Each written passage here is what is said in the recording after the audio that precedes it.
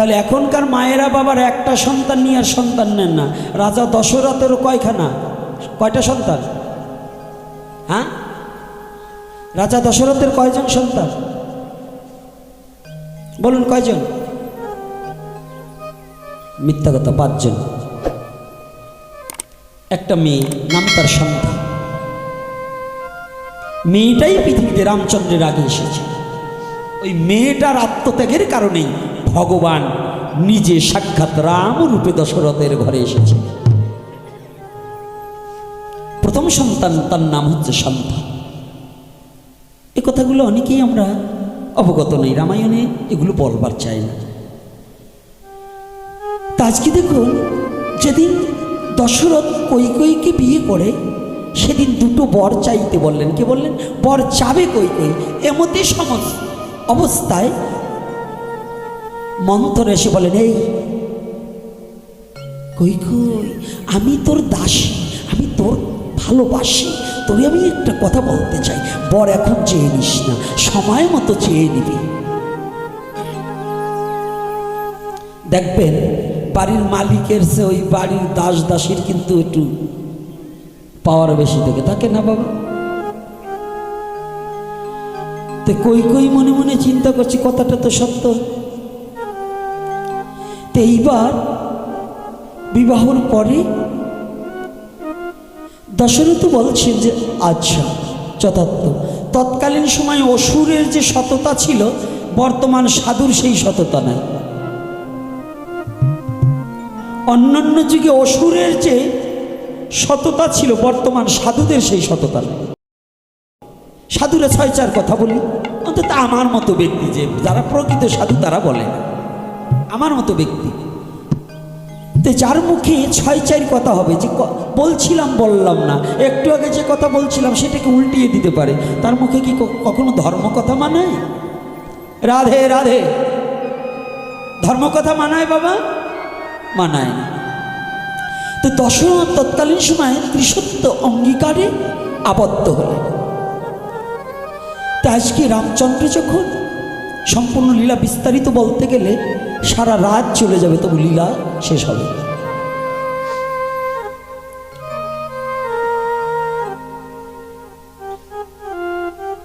রামচন্দ্র যখন উপযুক্ত হয়েছেন, পুত্রদের মধ্যে তো রামচন্দ্র বড়। তৎকালীন সময় সনাতন ধর্মের নিয়ম ছিল, জ্যেষ্ঠ পুত্র রাজসিংহাসন পরিবেশন করিবে পিতার অবর্তমানে। এই যুবক ছেলেরা ভালো করে জানবে, এখান থেকেই শুরু হয়ে গেল, একটু ভালো করে বুঝবেন রামায়ণটা কি তত্ত্ব, সনাতন ধর্ম কি শিক্ষা দিচ্ছে, কতটা সনাতন ধর্মের শিক্ষণীয় বিষয়বস্তু। যে বড় ভাইকে ছোট ভাইয়েরা কেমন সম্মান দেওয়া প্রয়োজন, সনাতন ধর্মে নিরূপণ করে গেছে। কত স্তরে স্তর ভেদে এমন সূক্ষ্মভাবে নিরূপণ করেছে।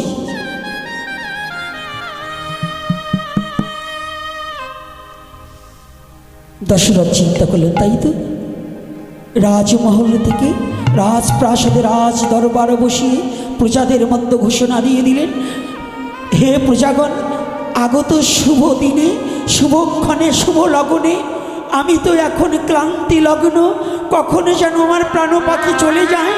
আমার এই প্রজাদের প্রতিপালন করার নিমিত্তে এই রাজ মুকুট এবং রাজ সিংহাসন, এই রাজভার আমার পুত্র রামের হাতে আমি অর্পণ করতে প্রস্তুত হয়েছি।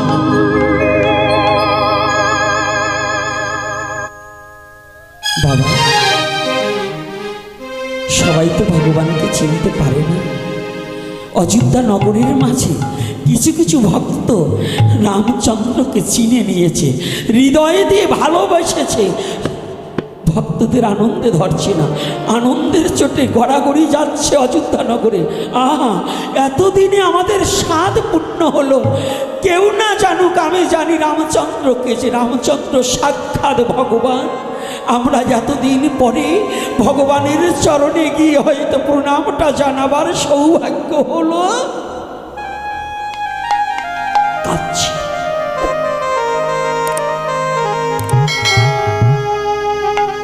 যখন রাজ অভিষেক হয়ে গেছে, রাজসিংহাসনে আগামী দিন সুপ্রভাতে সমস্ত প্রজাদের সম্মুখে ভগবান রামচন্দ্র রাজসিংহাসনে প্রবেশন করবে। ওই যে ক্লিক বাজাচ্ছে না, ভালো কাজে আমাদের গ্রামে কিন্তু কিছু শয়তান আছে, দেখবেন ভালো কাজ এই নামযজ্ঞ করবেন, এই নামযজ্ঞ যাতে কীর্তনে বাড়ি না হয়, অমুক জায়গা না হয়, কিছু শয়তানে কিন্তু সবসময় দ্বন্দ্ব বাধাই রাখপারি যাবে। বলুন আছে কিনা বাবা? শিবচরেতে যে বাবারা আইছেন কি এরকম হয় না? গোবিন্দ বাড়িতেও দেখবেন ওই ঘুষি লাগায়, ওই শয়তানের বেসনিয়া লাগে, ওই রক্তে শয়তানি ঢুকে গেলে ওটি তো সারতে পারে না। মন্থরা তো ওই যে বলছে কই কই এই যে শুভ সময় চলে যায়। কেন দিদি কেন? আরে দুটো বর তোর পাওনা ছিল না, আজকে চেয়ে নে মহারাজের কাছে, তোর একেবারে শুভ সময় এসেছে। যদি ওই রাম যদি রাজা হয়, কৌশল্যা হবে রাজমাতা, তোর কত কষ্ট হবে গো।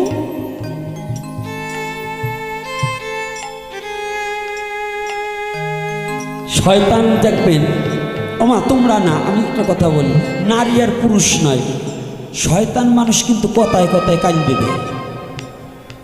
ওরা এমন সুন্দর করে কথা প্রসেসিং করবে, সৎ ব্যক্তি অত সুন্দর করে বলতে পারে না।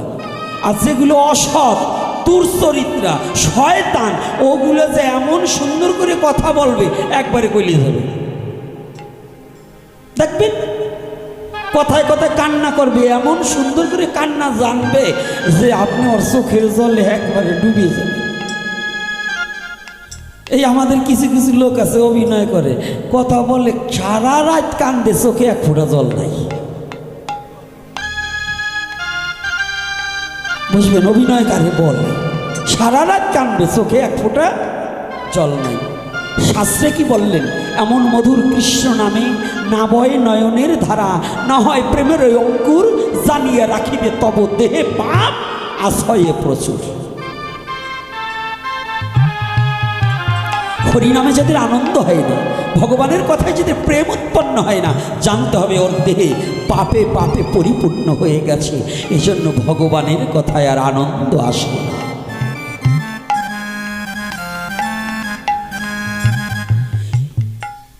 কই কই দিদি বল, আরে তোর যে বিবাহর সময় মহারাজের সাথে প্রতিশ্রুতি ছিল দুটো বর, তুই দুটো বর চেয়ে, আমি কি বর চাবো? কই কই কিন্তু খারাপ নয়, জানেন কই কইয়ের চরিত্রটা কিন্তু খারাপ নয়, কিন্তু তাকে খারাপ করে তুলেছে। কে করে তুলেছে? ওই মন্থরা। তো প্রতিটা সমাজের মানুষ কিন্তু খারাপ নয়, ওই দুই একজন ক্রিমিনাল হয়ে আমার সনাতন ধর্মকে শেষ করবার নিমিত্তে কিছু দালাল আছে, ওর ওই দালালি করেই খায়। আমি কিন্তু কথা বলবো ভগবানের কথার সাথে সাথে দুই চারটে কোরআন মারিয়ে দেব, যে জায়গা যাইয়ে পড়ে।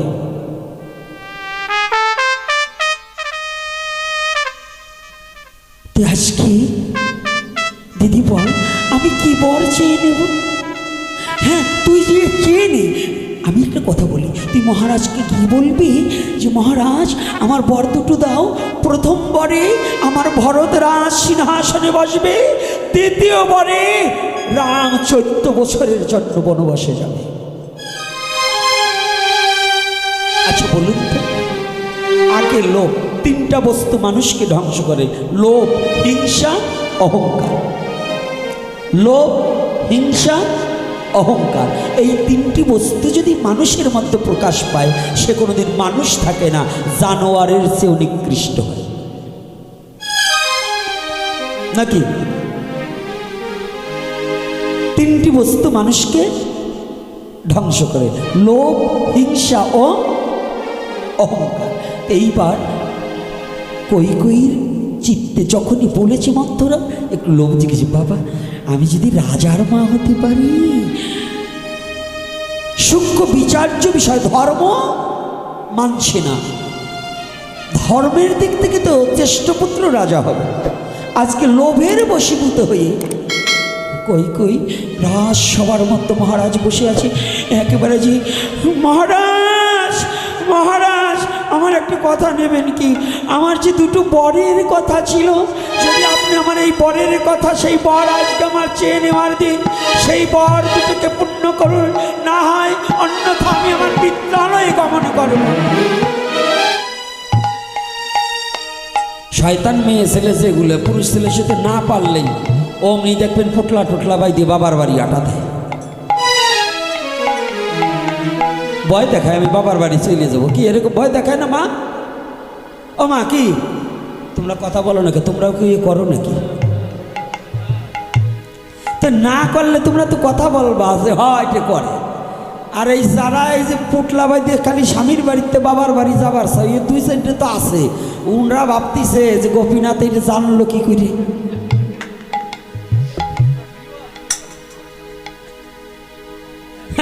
কায়দা আছে। আরে হরি কথায় রস আছে, আসবা না তো পাবা কি? হরি কথায় আশা দাও, দেখবে এই কথার মধ্যে কত রস আছে। হরি নামে আছে সবই, তুই যাহা চাবি তাহা পাবি। নাই কি সনাতন ধর্মে? নাই কি? নাচতে চাও নাচবি, কাঁদতে চাও কাঁদবে, হাসতে চাও হাসবে, ধুলায় গড়াগড়ি দিতে চাও তাহাও দিতে পারবে। কি নেই সনাতন ধর্মে? কি চাই? শুধু ডিজে বাজাইয়ে কি যে খুঁজবা, ওয়া খোঁজা লাগবে না, সংকীর্তন করে নৃত্য করো, তাতে অনেক কিছু পাইবে। কি রাধে রাধে? না মিথ্যা বলছি না তো বাবা, না সত্য বলছি? তা আজকে দেখুন রাজা দশরথ, রানী তুমি এরকম করছো কেন?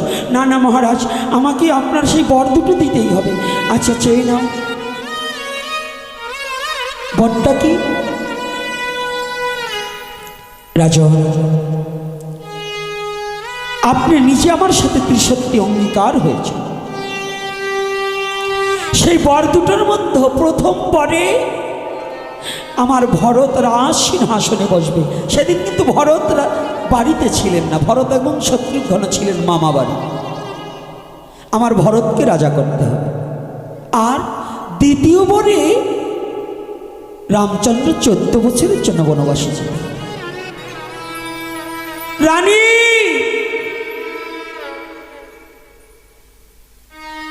আমি তোমার পতি হয়ে তোমার কাছে করজোড়ে বিনয় করে বলছি, আমি তোমার কাছে ক্ষমা চেয়ে নিচ্ছি। পৃথিবীতে তুমি যদি এই বর দুটো পেতে রেখে তুমি আমার কাছে যদি আমার প্রাণটাও নিতে চাও, আমি হাসি মুখে তোমার হাতে আমার প্রাণটা তুলে দেবো, কিন্তু তুমি দিও না আমার এহেন রামকে, তুমি এমন শাস্তি দিও না।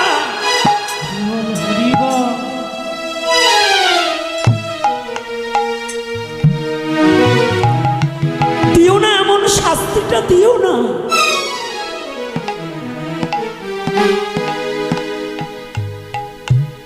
চোরে কবু শোনে না ধর্মেরও কাহিনী, কামাতুর ব্যক্তি কখনো ধর্মজ্ঞানের কথা শোনে না, পশুবৃত্ত জীবন যাপন করে। লোভী ব্যক্তি কখনো শাস্ত্রের অনুশাসন মানে না, তার স্বার্থ কায়মার্থে সে লোভটাকে প্রয়োগ করে। না, আমি ওটা শুনতে চাই। স্বামীর চোখের জল বৃথা হয়ে গেল। রাজা দশরথ ভূমি পড়ে গড়াগড়ি যাচ্ছে আর কাঁদছে। শান্ত শ্যামল মূর্তি ভগবান রামচন্দ্র রঘুবীর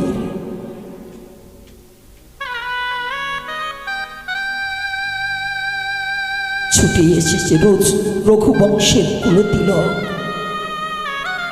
ছুটে এসেছে। একই অনেক জনগণের মধ্যে পিতা গড়াগড়ি যাচ্ছে কেন? আজকে বাবারা একটা জিনিস লক্ষ্য করবে, পুত্র কাকে বলে। ভগবান রামচন্দ্র এই পৃথিবীকে দেখিয়ে দিয়েছে পিতা পুত্রের সম্পর্কটা কেমন।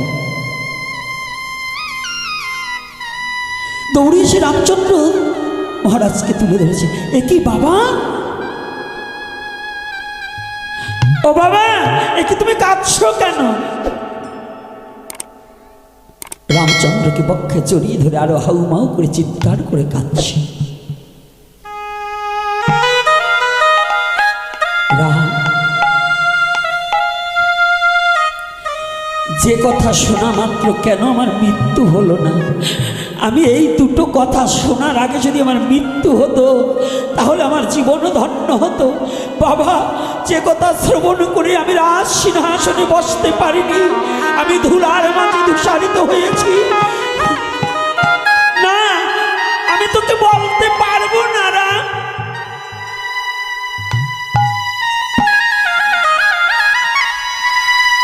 ভগবান রামচন্দ্র পিতাকে জড়িয়ে ধরে বলছে, বাবা, পুত্র হয়ে কেন তাহলে এসেছি?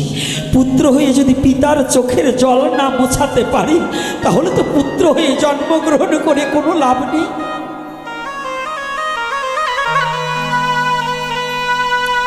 আমি পুত্র হয়ে জন্মগ্রহণ করেছি তোমার চোখের জল মোছাবার নিমিত্তে। এমন করে কাঁদছো কেন আমাকে বলো। জানো বাবা,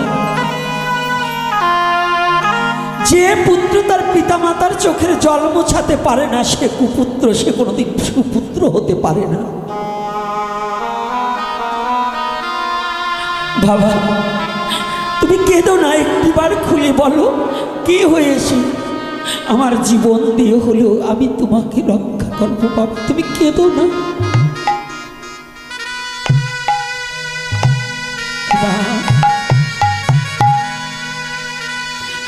পাশের থেকে একজন বলছে, রাম,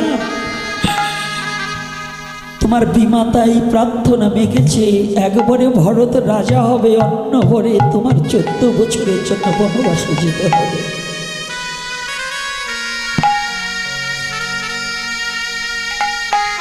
দুটি চোখের জল ছেড়ে দিয়ে, দুটি চোখের জল ছেড়ে দিয়ে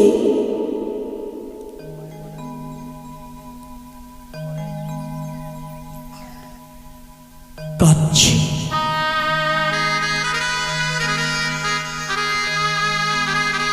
দুটি চোখের জল ছেড়ে দিয়ে বলছে, বাবা, এটা তো আমার পরম সৌভাগ্য।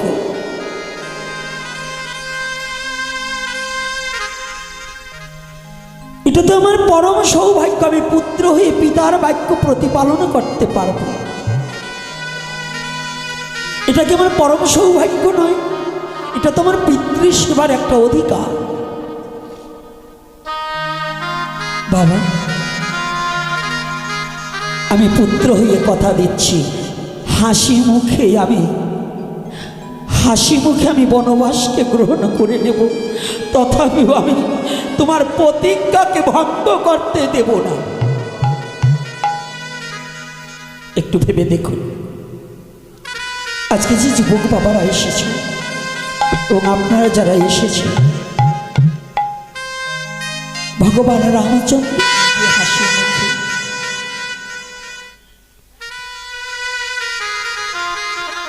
ভগবান রামচন্দ্র নিজে হাসি মুখে পিতার কাছে বলছে, পিতা, আমি এই মুহূর্তে, আমি এখনই তবু আমার বাবার মুখে হাসি ফুটাতে চাই। অন্তপুরে সারা পড়ে গেছে। কৌশল্যা জননী আমার অন্তপুরে ওই যে রামের বনবাসের কথা শোনার সাথে সাথে যে ভূমিতে পড়ে অচেতন হয়ে পড়ে আছে, শুধু শ্বাস বহিছে। আর হা রাম, গুণনিধি রাম, জানেন মা কখনো পুত্রের বনবাসের কথা সয়ে নিতে পারে না, মেনে নিতে পারে না। এটা পারার কথা নয়। প্রকৃত মা হলে জানেন, এই যে এখানে যত মা আছে, কত মায়ের সন্তান প্রবাসী আছে, ওই সন্তানটা কি ভালো খায় আজও রান্না করে মা, সবাই খেলেও মা খেতে পারে না।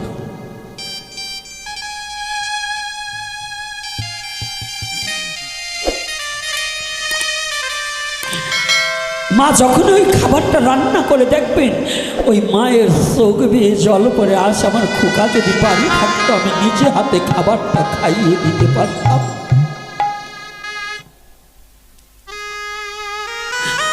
আমি নিজে হাতে খোকাকে খাইয়ে দিতে পারতাম।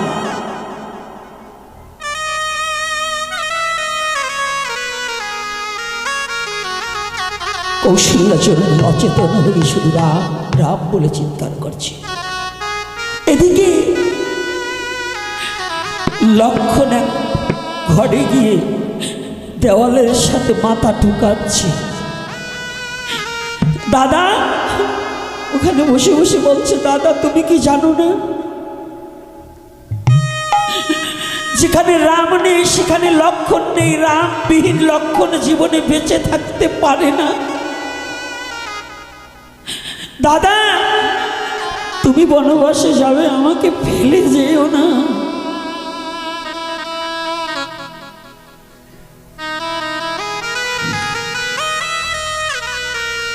সুমিত্রা একদিন স্বপ্নাবেশে দেখেছিলেন রামচন্দ্র সাধারণ কোনো মানুষ নয়।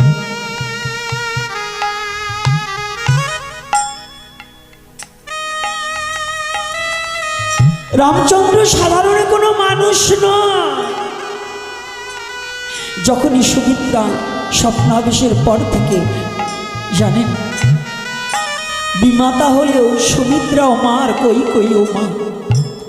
সুমিত্রা রামচন্দ্র যেদিক দিয়ে হেঁটে যায়, রামচন্দ্র চলে যাওয়ার পরে সুমিত্রা মা গিয়ে ওই রামচন্দ্রের পদচিহ্ন যেখানে পড়ে আছে ওখান থেকে ওই ধূলিকণা সর্বঙ্গে মাখায় আর বলে, রাম আমি স্বপ্নাবেশে যা দেখেছি, তুমি তো সাক্ষাৎ ভগবান, তবু তুমি আমাকে মা বলে ডাকো বিধায় আমি তো তোমার চরণ দুখানা জড়িয়ে ধরে কোনোদিন তো পক্ষে নিয়ে তোমাকে প্রণাম করতে পারিনি।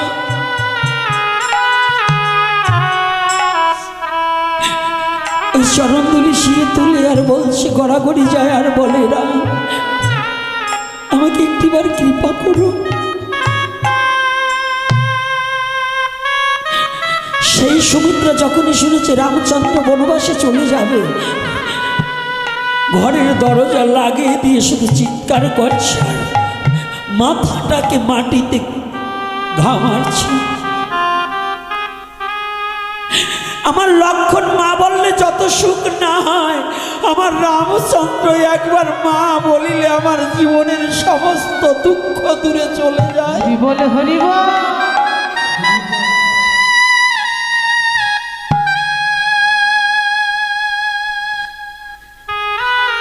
মা সুমিত্রা শুধু চিৎকার করে করে খাচ্ছে। ভগবান রামচন্দ্র রাজ পোশাক পরিত্যাগ করে বনবাসীর পোশাক পরেছে। ও বাবা, ভগবান তো ভক্তের অন্তরের কথা জানে। এই জগতে কেউ না জানলেও ভগবান ঠিকই তার ভক্তের অন্তরের কথা জানে। মা কৌশল্যার কক্ষে আগে যায়নি, সবার আগে চলে গেছে মা সুমিত্রার কক্ষে। দরজার সম্মুখে গিয়ে ডাকছে, মা ও মা। রামচন্দ্রের কণ্ঠের ধ্বনি যখনই সুমিত্রা পেয়েছে, সুমিত্রা আরো পাগলের মতো সেমনি ভাবে খাঁচার মধ্যে পাখি রেখে যদি চতুর্দিকে অগ্নি প্রজ্বালিত করে দেয়, পাখি যেমন ছটফট করে, সুমিত্রা তদ্রূপ রামের কণ্ঠ পেয়ে তা পাচ্ছে, ঘরের মধ্যে চিৎকার করছে।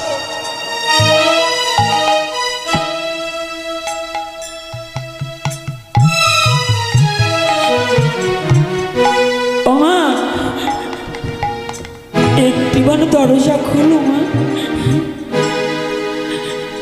আমি তোমার রাম এসেছি। দরজা খুলে দিয়ে সুমিত্রা চোখের জলে ভাসছে। মা তুমি কাঁদছো কেন? তোমার চরণে প্রণাম মা, একটু পরেই আমি চলে যাব। মা একটু পরেই আমি চলে যাব, তুমি একটু হাসি মুখে আমাকে বিদায় দাও।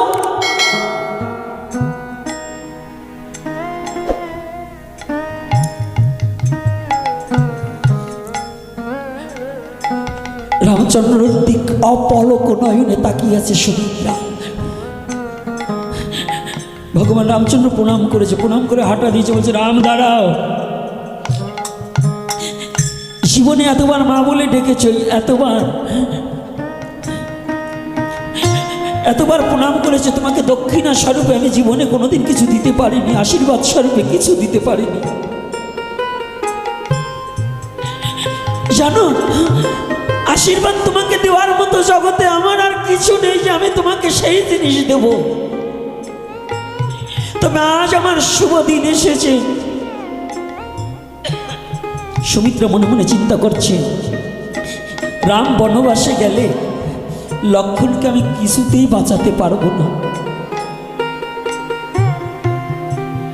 আর আজ যদি আমার রামের চরণে আমার লক্ষ্মণকে ওই চরণে দান করে দিতে পারি, ওই অভয় চরণে, তাহলে আমার লক্ষ্মণকে আর কোনো বিপদ হবে না।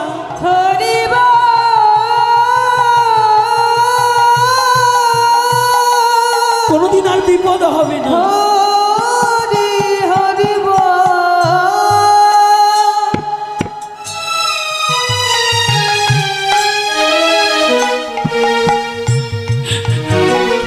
দাঁড়া।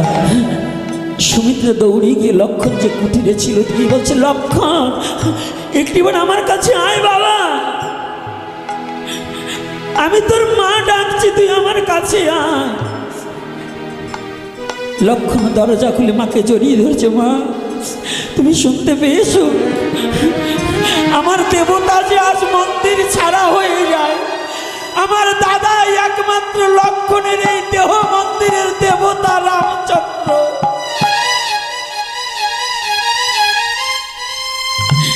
জানো মা, যদি রাম বনবাসে যায়, লক্ষণের এই দেহ মন্দিরটা যে ফাঁকা হয়ে যাবে।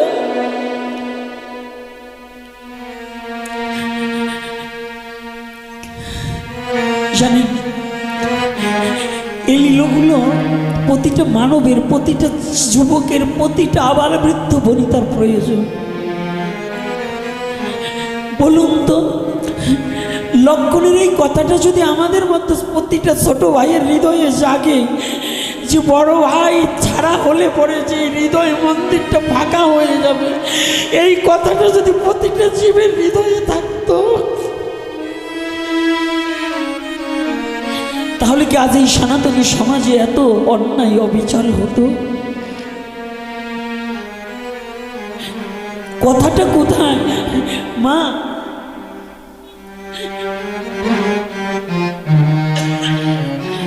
জানো না মা, তোমার লক্ষণের এই হৃদয় মন্দির আজ থেকে ফাঁকা হয়ে যায়।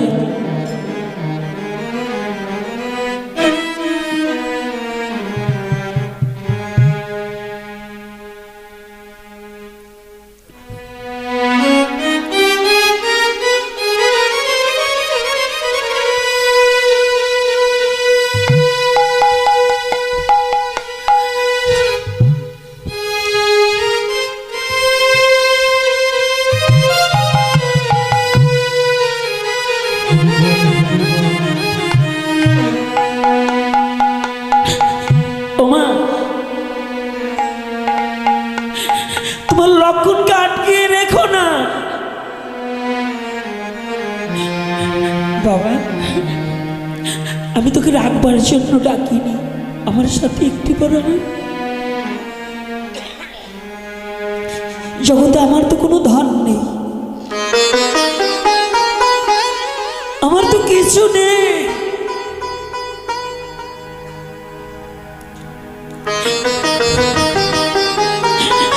হাতটা ধরে রামচন্দ্র যেখানে দাঁড় করিয়ে রেখে এসেছে, সুমিত্রা রামচন্দ্রের কাছে গিয়ে রামের একটি হাত ধরে বলছে, রাম আমি তোমার মা হবার যোগ্য নয়, তথাপি আমাকে মা বলে ডাকছো বাবা। তো ডেকেছে যখন, আমার একটা কথা নেবে, আমি তো জীবনে তোমাকে কিছু দিতে পারিনি,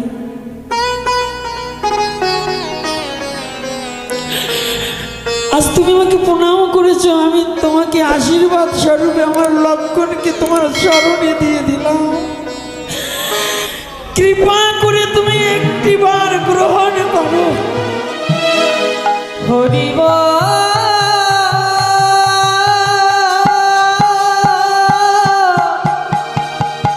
হরি হরিব, আমার লক্ষণকে তোমার চরণ ভিন্ন আর কোনো জায়গা নেই। তোমার চরণ বিনে আমার আর কিছু নাই। তোমার চরণ বিনে আমার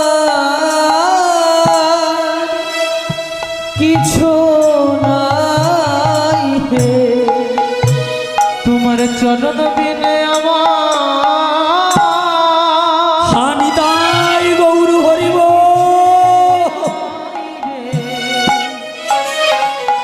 রাম তোমার চরণ বিনে আমাদের আর কিছু নাই রে।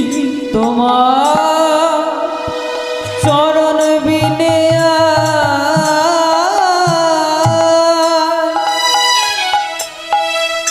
আর কিছু নাই হে, রাম তোমার চরণ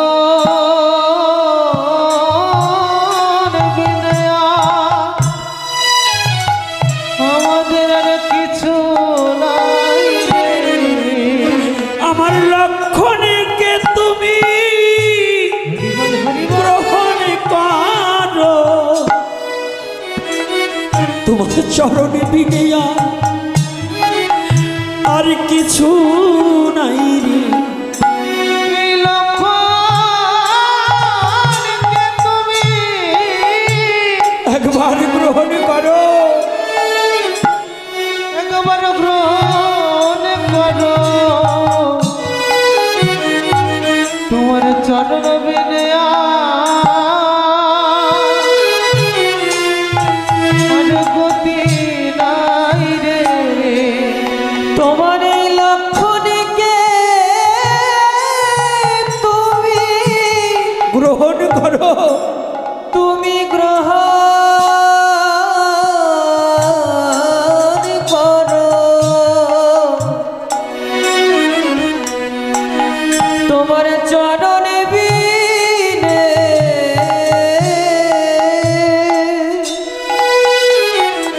আর কিছু নেই। আর কিছু নাই হে।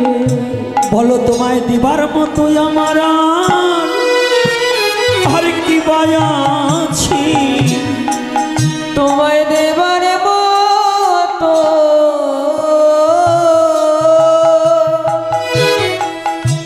কি বা আছে, তোমায় দেবার মতো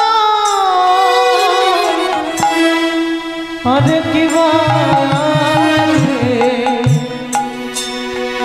তোমায় দিবার মতো আর কি আছে। রাম কথা দাও, আমার লক্ষণকে একবার তোমার চরণে রাখবে। আমার লক্ষণকে তোমার চরণ ছাড়া করো না। আমি জানি আমি তোমার চরণের যোগ্য নয়, আমি তোমার চরণের যোগ্য নয়, তবে আমার লক্ষণকে তুমি ফেলে দিও না। ওমা, পৃথিবীতে সনাতনী ইতিহাসে স্বর্ণাক্ষরে সুমিত্রার নামটা লেখা রয়ে গেল। কৈকেয়ীর নামটাও লেখা আছে, তবে সুমিত্রার নামে যে মধু আছে, কৈকেয়ীর নামে এই মধুটা নেই।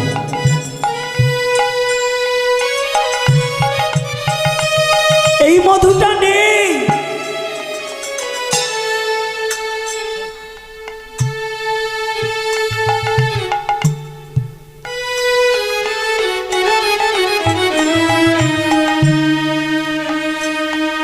যখনই রামচন্দ্রের হাতে লক্ষণকে দান করে দিবে, রাম আর লক্ষণ দুহু ভাই চলে যাচ্ছে।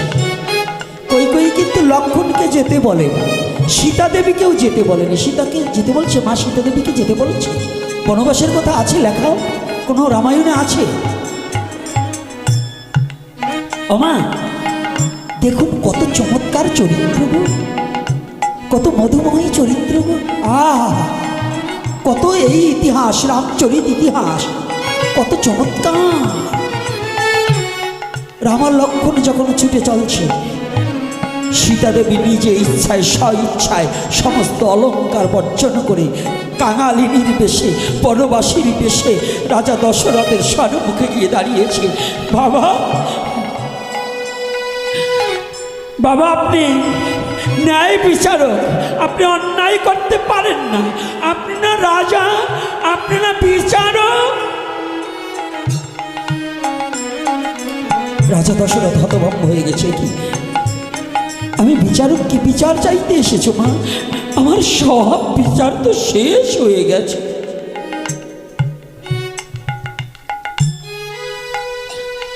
না বাবা, আপনি জানেন না সতী নারী পতি যে পথে যায়, সতী নারীরও সে পথে যেতে হয়। ও বাবা, আপনি কেমন বিচার করেছেন? আপনার পুত্র যদি বনবাসী হয়, তাহলে আমি সীতা এই রাজপ্রাসাদে থেকে কোনো লাভ নেই।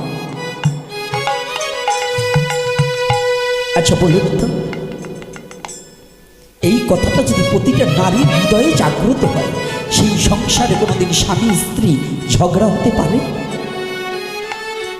ওমা পারে। তবে শুধু মায়েদের দোষ না, বাবাদেরও তো ওই রামের চরিত্রটা তার গ্রহণ করতে হবে। শুধু মা সীতার চরিত্র গ্রহণ করবে তা নয়, বাবাদেরও রামের চরিত্রটা গ্রহণ করা প্রয়োজন।